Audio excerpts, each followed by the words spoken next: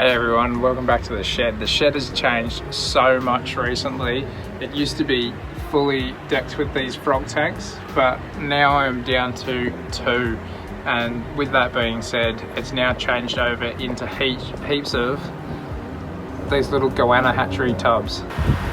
So I thought I'd just bring you guys on a very quick sort of like journey as to how this shed's kind of progressed. I think this is a really smart decision to just kind of simplify things a little bit for myself, just because, you know, obviously this season having a lot of hatchies out and stuff like that was probably a better idea and better use of space to actually have everything safely stored away inside of here. So yeah, at current standing I have these enclosures down here, or these tubs, where essentially I'm raising up a heap of baby goannas. There's tons of stuff to look at the moment. Don't worry, I've noticed that light globe's out, so I'll be replacing that very shortly. And then up here we've got another tank, one of the other older 60 by 45 by 45s up in here that's going to be being used, and then in the future I will have a couple more of those kind of 60 by 45 by 45, the tall 60s. They'll be over in this position over here once I get rid of some of these small frogs. And yeah, those are the other ones that were in the main reptile room that have those same sort of backings and stuff on them. So essentially the plan is to use this space as like a raise up area for my kind of like progeny of the year, and then I can actually have enough space to do this kind of safely, securely, without my son getting involved in anything. Here's a couple of beautiful tristis. These guys are actually going out tomorrow, so this is half the reason that I wanted to show you this, because currently they're the only tristis that I have. There is another one kicking around here somewhere. Yeah, there's the other one. So these guys are going to be going to Brendan and Justin tomorrow, which will be good because I think I'm going to have a stack more things hatching very, very shortly. So I thought I'd make this video and kind of show you these beautiful little critters before these guys head out, just because I think the other tristis are about another month off, the other clutch. So yeah, this was a nice little clutch of 3. I actually thought it was going to be 6, but we had a bunch of infertile eggs, which is never much fun, but you know, that happens. You can't make everything fertile, of course. So yeah, these lizards are absolutely fantastic, and these guys have been rock solid now for a while, so pretty happy with how they've progressed. But as you can see, I'm keeping everything pretty simple. Nice deep yuki mulch, so it holds humidity really well. Whenever I fill up the water bowls, I flood the water bowls, so there's always like humid areas. There's even springtails getting around in here, but there's heaps of like humid areas, so if they want to dig down and kind of you know, help shed their skins and stuff like that, they've got that as an opportunity. It's the same in all the enclosures. Algae gets in these bowls like no tomorrow. It just happens, unfortunately. This is actually kind of night time at the moment when I'm filming, so I will be coming back in here tomorrow. Tomorrow's my day off, to give these guys a bit of a clean, make sure everyone's got working lights obviously, and topping up any sort of waters, bugs, all that sort of stuff. In this tank here I actually have a heap of Gillens. I've got a lot of Gillens this year, so if you guys happen to be after Gillens at all, do not be shy. Come and say hello and pick yourself up some awesome little lizards. Now, this is always deceptive. One little Gillens under there? No, I can guarantee there's not. There's another.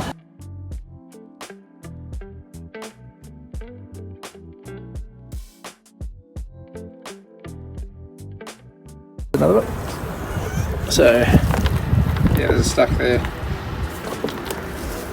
These guys do like to keep nice and low and get into. That one's got a really pretty back.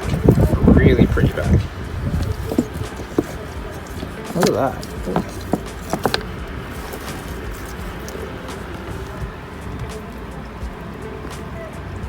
That's stunning. Yep. So in these enclosures I like to keep all the bark nice and low, so obviously the animals can't hop out. That would be not great, having them running around loose everywhere. And you know, it just gives me ease of being able to kind of keep everything under control as far as where they are, what they're doing, how much food they're eating, checking on everything that they've got going on,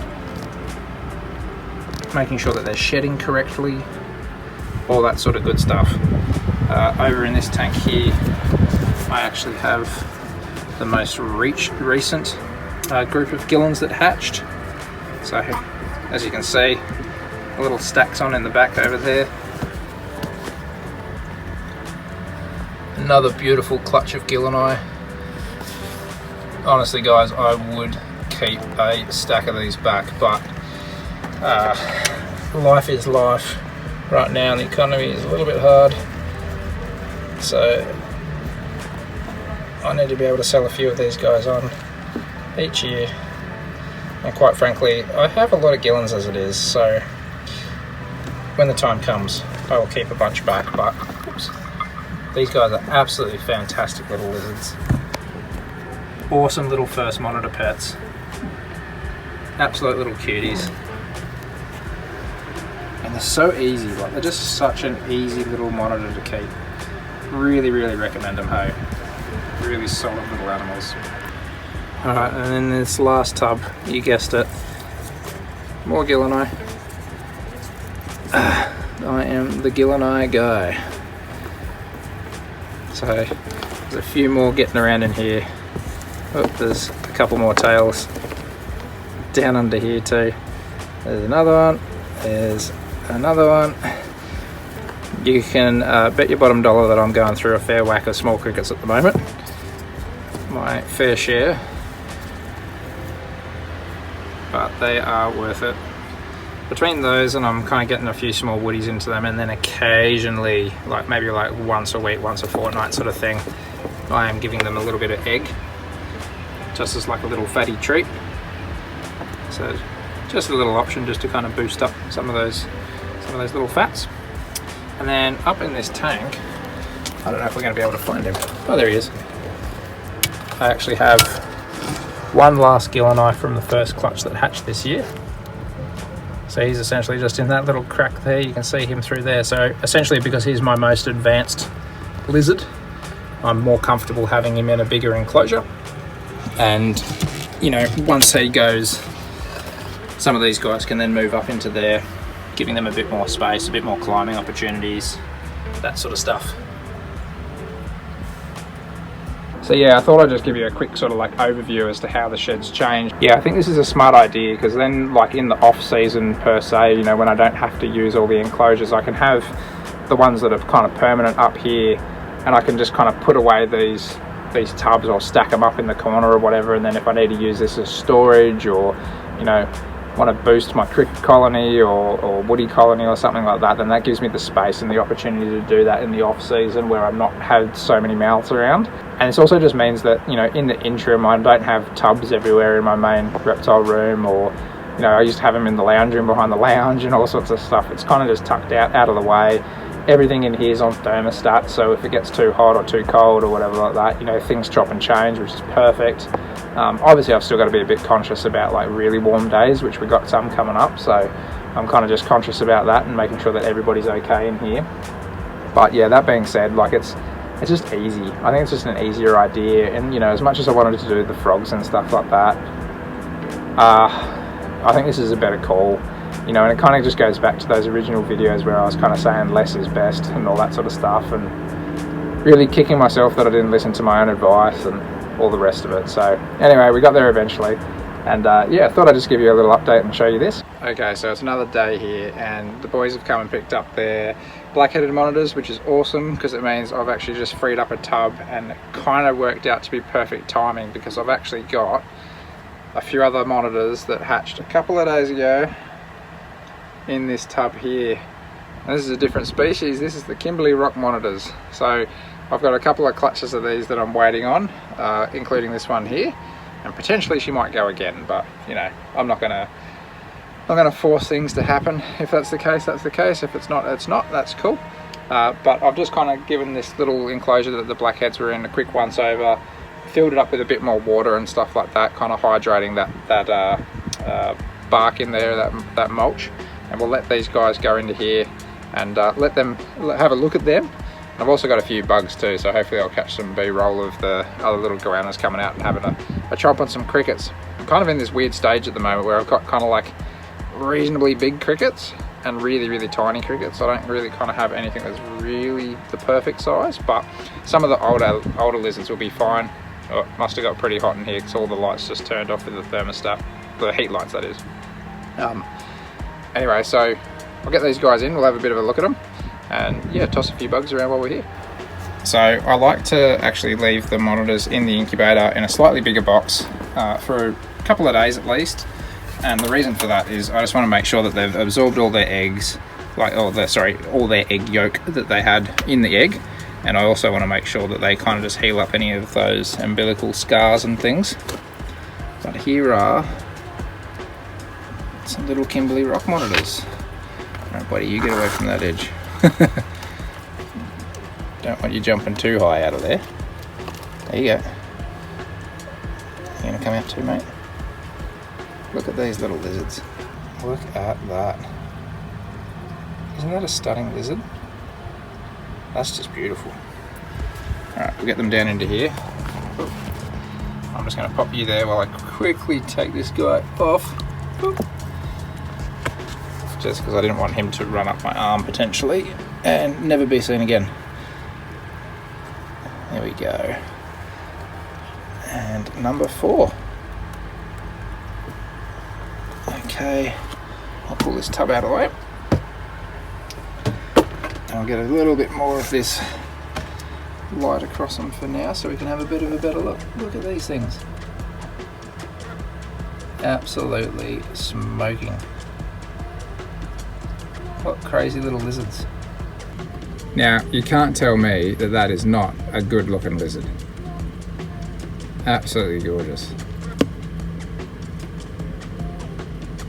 Super stoked with being able to hatch a few of these guys out. Like, that thing is just beautiful.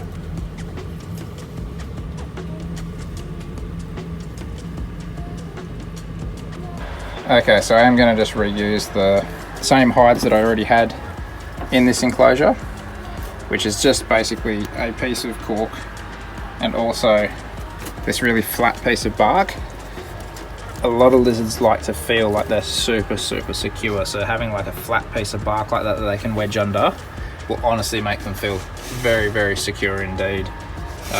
So yeah, there you go. A few more little monitors for the lot. You can see here that this morning when I got up I was feeding some of the bigger goanna some eggs today just for something different, so I tossed a little bit around. But these little guys might not have been super interested. I think this tank was the one that kind of seemed to have consumed most of the eggs, so that was pretty cool. But some of the other ones were a little bit more untouched. I can see you. Well, I tossed some bugs around and I kind of waited here for a good 5 minutes or so, but I think everyone's a little bit camera shy today. So I think it's funny with the lizards, I find that, if I don't feed them first thing in the morning, they tend to be kind of like a little bit standoffish with food for like the rest of the day. That's just my experience, but nobody seems like overly keen. So anyway, I'm going to leave all these bugs in here. No doubt they'll probably just come out when I'm not talking and, not sticking a camera in their face and such. So anyway, it was good to kind of just show you guys this little shed quickly. I'm still getting looked at by a lot of little faces, especially the little Gillens.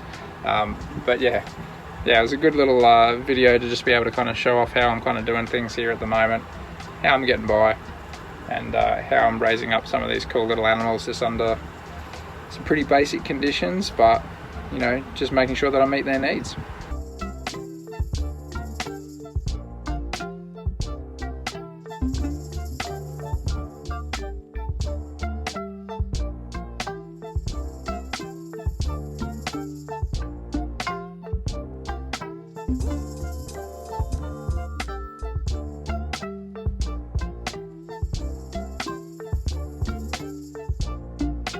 Well guys, I really hope that you enjoyed that video, and guys, if you did want to support us even further, click that like button down below, do all the YouTube pleasantries, drop us a comment, subscribe to the channel, and if you did want to support the channel even further, you can go and check out Teespring, grab yourself some merch. Otherwise you can also check out Patreon.